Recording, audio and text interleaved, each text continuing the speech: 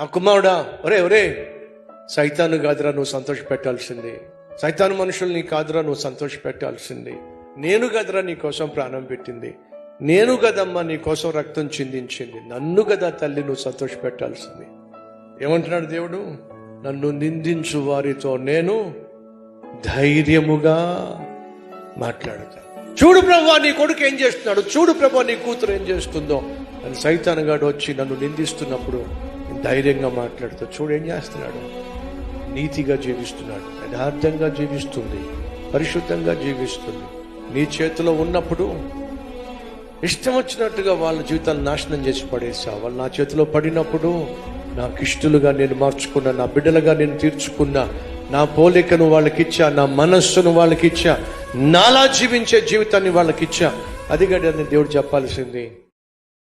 Download ShareChat.